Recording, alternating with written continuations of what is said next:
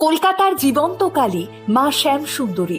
অমাবস্যার দিনে মায়ের পুজো হয় সম্পূর্ণ অন্ধকারে, আর মন্দিরে থাকা মায়ের বিগ্রহের দিকে তখন তাকালেই নাকি বোঝা যায় তিনি অত্যন্ত আনন্দে স্মিত হাসি হাসছেন। 51 সতীপীঠের পূর্ণাংশ রূপে মা ওই মন্দিরে বিরাজমান, আর সেই কারণেই তিনি জীবন্ত। ভক্তদের ডাকে তিনি প্রত্যক্ষভাবেই সাড়া দেন। মন থেকে মায়ের কাছে কিছু চাইলে নাকি তিনি কোনো ভক্তকেই খালি হাতে ফেরান না। কথিত আছে, সুদূর অতীতে মায়ের এক বিশেষ ভক্ত তার পরিবারের সকল সদস্যের মধ্যে সবথেকে বেশি শ্যামবর্ণের ছিলেন, যে কারণে তিনি ছোট থেকেই দুঃখ পেতেন।